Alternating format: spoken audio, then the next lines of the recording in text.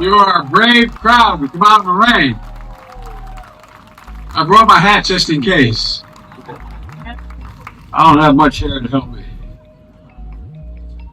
Leaders in Angola, government, civil society, students, young leaders, staff of the National Slavery Museum, distinguished guests. I sincerely mean this when I say thank you for being here in the rain with us today. Thank you for allowing me to be here.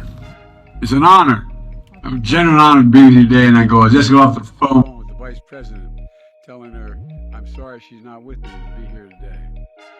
You know, with you in Angola, a vibrant city, and I look, not the city. The city I know is not Angola, but in Angola, in a vibrant city. And I'm joined by members of the United States Congress, senior officials of my administration, American business and civic leaders. We think that it's important that we get together. We thank all people in Angola for your warm hospitality. And I mean that. Please sit down if you have a seat. I'm sorry. I want to ensure you all have seats. We're gathered in a solemn location because to fully consider how far our two countries have come in our friendship, we have to remember how we began. We hear them in the wind and the waves. Young women, young men, born free in the highlands of Angola, only to be captured, bound, and forced on a death march along this very coast to this spot by slave traders in the year 1619. In the building next to us, they were baptized into a foreign faith against their will. Their names changed against their will to Anthony and Isabella. Then they were condemned to a slave ship bound for the Middle Passage, packed together in hundreds by hundreds. A third of those souls did not survive the journey. 1/3 died on the way. But Anthony and Isabella made it to the British colony in Virginia, where they were sold into servitude and became two of the first enslaved Americans in a place that 150 years later would become the United States of America. They had a son, considered the first child of African descent born in America, William Tucker. It was the beginning of slavery in the United States. Cruel, brutal, dehumanizing. Our nation's original sin. One that haunted America and cast a long shadow ever since. From the bloody Civil War that nearly tore my nation apart, for the long battle with Jim Crow into the 1960s, for the civil rights and voting rights movement, which got me involved in public life, during which American cities were burned, to the still unfinished reckoning with racial injustice in my country today. Historians believe people from Angola accounted for a significant number of all enslaved people shipped to America. Today, millions of African Americans have roots in Angola. As I said at the U.S. African Leaders Summit that I held in Washington 2 years ago, our people lie at the heart of the deep and profound connection that forever binds Africa and the United States together. We remember the stolen men and women and children who were brought to our shores in chains, subjected to unimaginable cruelty. Here with us today are 3 Americans who are direct descendants of Anthony and Isabella, whose first enslaved Americans, Africans in America. Wanda Tucker of Hamilton, Virginia. Wanda, are you there? There you are, Wanda. God love you. Her brother Vincent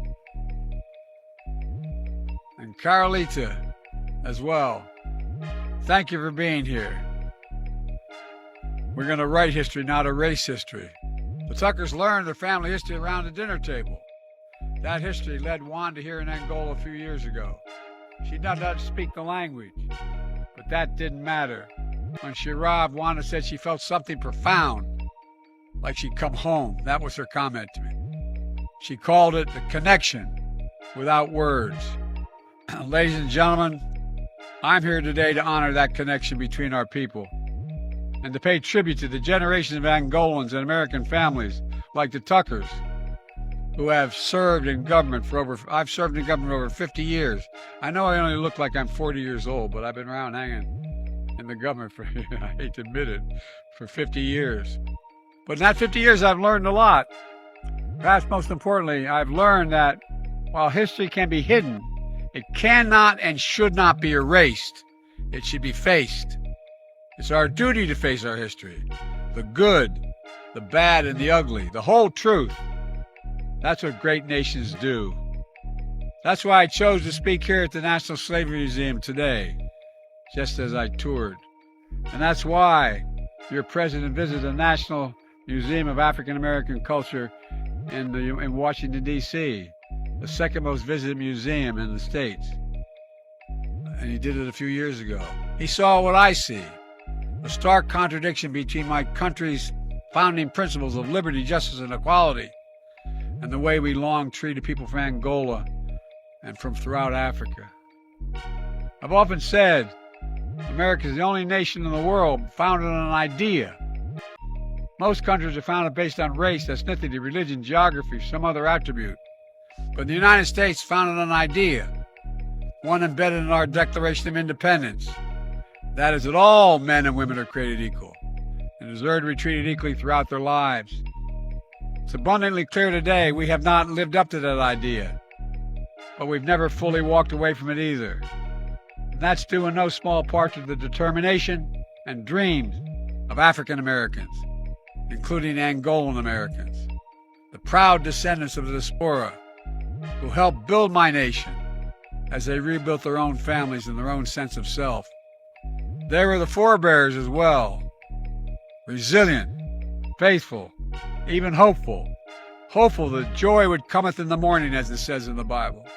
Hopeful that our past would not be the story of our future. And hopeful, in time, the United States would write a different story, in partnership with the people brought here in chains to my nation from Africa. It's a story of mutual respect and mutual progress. That's the history that brings me here. The first American president ever to visit Angola. Over time, and I'm proud to be, over time, the relationship between our countries has been transformed from distance to genuine warmth. Today, our relationship is the strongest it's ever been. Throughout my presidency, it has been my goal of the United States to build a strong partnership with peoples and nations across the continent of Africa. True partnerships aimed at achieving shared goals, bringing to bear the dynamism of America's private sector and the expertise of our government to support aspirations of African entrepreneurs, experts, leaders, both inside and outside of government. Because we know the challenges that define our age demand African leadership. 1 out of every 4 human beings on Earth will live in Africa by the year 2050. And the ingenuity, determination of young Africans in particular, like the young society leaders I just met with here today, will be undeniable forces in that human progress. That's why I'm so optimistic, because of that generation. In no small part, it will be in their hands, in the hands of people across Africa, to expand access to clean energy, to tackle threats of global health, to grow a global middle class. In many ways, Africa's success is and will be the world's success. As I said at the United States U.S. Africa Summit, the United States is all in on Africa's future. 2 years ago, I pledged to deliver $55 million in new investments in Africa and to mobilize American business to close new deals with African partners. 2 years ago, we were on way ahead of schedule. More than 20 heads of U.S. government agencies and members of my cabinet have traveled to Africa, delivering over $40 billion in investments thus far. And we've announced nearly 1,200 new business deals between African American companies and American companies, totaling worth $52 billion, including investments in solar energy, telecom, mobile finance, infrastructure, and partnerships with American Airlines to expand opportunities for tourism, so you don't have to fly to Paris to get here, although Paris is pretty nice. Here in Angola alone, the United States has invested $3 billion during my short presidency. We see the bonds between our countries across sectors, from clean energy to healthcare to sports. The American Basketball Association, National Basketball Association launched Basketball Africa League, and Angola is the reigning champion. And we see the impact of American culture across African culture, across the American culture, from music to entertainment to fashion to arts and so much more. Student exchanges between our countries are essential and must increase. Students in both countries can be better understand one another if they know the country, if they visit the country, if they're educated in the other country. An increased connection between us makes a big difference. Being all in on Africa means making sure African voices are heard at the tables that matter most. Under my leadership in the United States, we brought in the African Union as a permanent member of the G20 economies. And we insisted on more African representation among the leaders of the International Monetary Fund and other world financial institutions. We've also pushed to ensure that developing nations do not have to choose between paying down unsustainable debt and being able to invest in their own people. And we're using our own voice to increase Africa's presence in the UN Security Council at the United Nations. That should happen. You can clap for that, folks. You should be in there. The United States continues to be the world's largest provider of humanitarian aid and development assistance. That's going to increase. You know, that's the right thing for the wealthiest nation in the world to do. And today, I'm announcing over $1 billion in new humanitarian support for Africans displaced from home by historic droughts and food insecurity. We know African leaders and citizens are seeking more than just aid. You seek investment. So the United States is expanding our relationship all across Africa. To aid, to investment to trade, moving from patrons to partners, to help bridge the infrastructure gap. I was told, by the way, when I got elected, I could never get an infrastructure bill passed because the last guy spent 8 years saying next month, 4 years saying next month. Well, guess what, folks? We've done it. $1 trillion, $300 billion for infrastructure to narrow the digital divide, drive inclusive, sustainable economic growth. We're looking for partners who understand that the right question in the year 2024 is not, what can the United States do for the people of Africa? It's what can we do together for the people of Africa? That's what we do. Nowhere in Africa is the answer more exciting than here in Angola. It starts with our governments whose partnership is stronger, deeper, more effective and active than any point in history. It's testament to your president who had a vision to carry this relationship forward. And it's a testament to Angolan citizens across the private sector and civil society who have forged strong bonds with your American counterparts. And together, we're engaged in a major joint project to close the infrastructure gap. For the benefit of Angolans, Africans across the continent, Americans, and the world will all benefit as you benefit. You can produce much more agriculture, for example, in states that can't. You're going to increase their longevity, and you're going to increase your impact and profit. It's called the Libido Corridor, building railroad lines from Angola to the port of Libido in Zambia and the DRC, and ultimately all the way to the Atlantic, from the Atlantic Ocean to the Indian Ocean.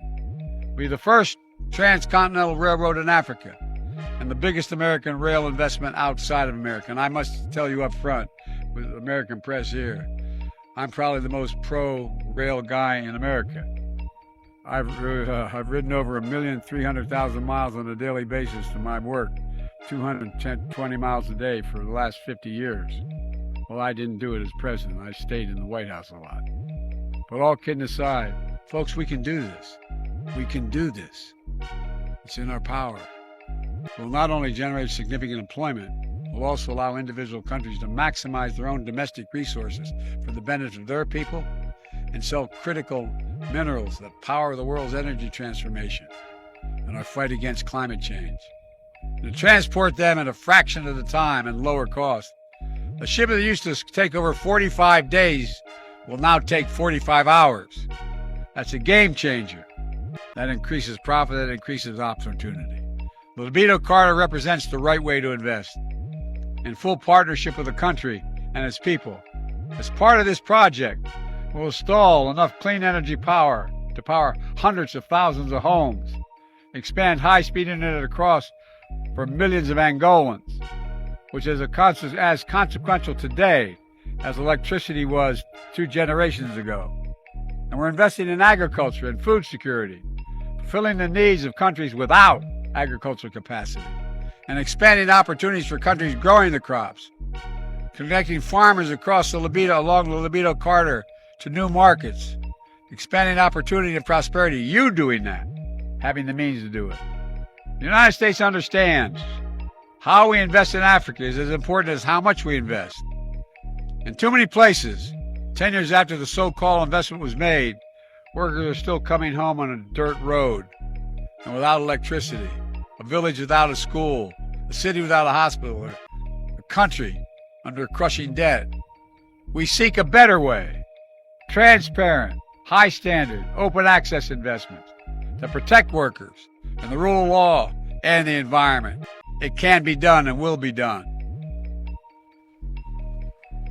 Folks, the partnership between Angola and the United States also extends to supporting peace and security in this region and beyond. President Lorenzo, I want to thank him for his leadership in mediation in regional conflicts. I also want to thank him for Angola's speaking out against Russia's unprovoked war against Ukraine. It matters. It matters when leaders speak out. Ladies and gentlemen, as you know, I'm in the final weeks of my presidency. You don't have to clap for that.